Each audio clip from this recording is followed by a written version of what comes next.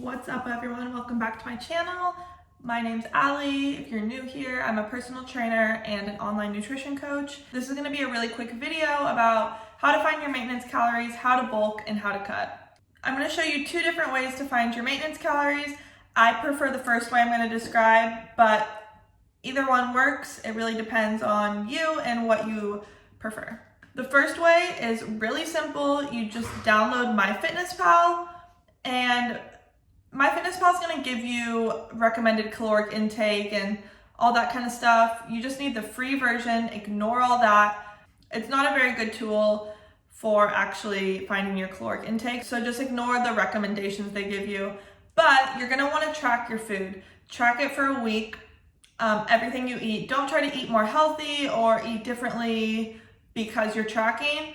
You want to be 100% real so that you can truly find your maintenance calorie. From there, you can look at your weekly average. So let's say some days you ate 1,600, some days you ate 2,000, some days you ate 1,800. Add it all up, divide it by however many days you're tracking, and you should get a pretty good idea of your maintenance calorie. So that's honestly the best way I would try to find your maintenance calorie, because that just would be 100% real and a lot more accurate than the next way I'm going to describe. The app is very straight up. You literally scan a barcode, enter in how many servings you had, and boom, it's done. But if you struggle with doing that, or you keep forgetting, or whatever happens, you can do this next way I'm going to describe, which is just doing a simple math equation. So what you're going to want to do first is take your body weight. Let's say you're 140 pounds, and multiply it by 13, 14, or 15. 13 being you're very sedentary, you don't do anything, you don't work out kind of thing. 14 being more, you do work out a bit, you don't really get many steps in, it's a bit more moderate activity. 15 being like you're in the gym, you're getting your steps in, all of that. Once you multiply that, it'll give you a guesstimation of your maintenance calories. All right, and then you're just gonna put that number away for a little bit. To get your protein intake, you're gonna take your body weight and multiply it by 0.8, 0.9, or 1. I like to do it multiplied by 1 because there's really no harm in eating more protein, especially if you're just getting into weightlifting and all that. Your muscles need the protein to grow. So take your body weight and multiply it by 0.8, 0.9, or 1.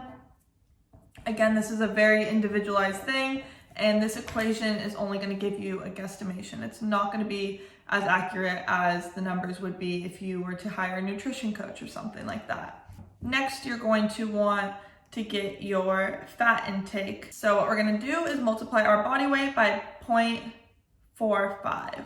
And then what we're going to need to do is find out how many calories that is. So 1 gram of protein is 4 calories. 1 gram of fat is 9 calories. So first we're going to take our protein intake. I multiplied my body weight by 1 in this equation. So 140 times 4. So we get 560. That's how many calories are coming from protein in our diet. Ideally, that's what we want. And then for fat, we're going to have to do 63 grams of fat times 9. Sorry, I'm doing it on paper right now too so that I could put it on here. 63 times 9, because there's 9 calories in a gram of fat. 567 calories are coming from fat in our diet. And now we're simply just going to add that up. So the 560 plus the 567, which will give us 1,172. My dyslexic ass. 1,127. So now we just need to figure out our carb intake. So we're going to take our maintenance calories, which was 1,974, subtract that by 1,127, which is our protein plus our fat. We're going to get 847. Now, last step is that's how many calories are coming from carbs. But if we want to know how many grams of carbs we need to divide that by 4, because there's 4 calories and 1 gram of carb. So 847 divided by 4 is 211. So that equation will kind of give you a macro split that is very generalized, but it does work for a big population of people. Of course, you can individualize it by adding more carbs, less fat, this and that. There's no equation that's going to give you 100% accuracy, but this tool is very good for beginners or people who don't have the money to pay a nutrition coach and want results. I would recommend doing this if you are not tracking your macros already. You can also use this equation if you find out your maintenance and you want to figure out how much of each macro, fat, carb, and protein you should be eating. You can just take that maintenance calorie you got, plug it into the beginning, and then do the equation I just told you.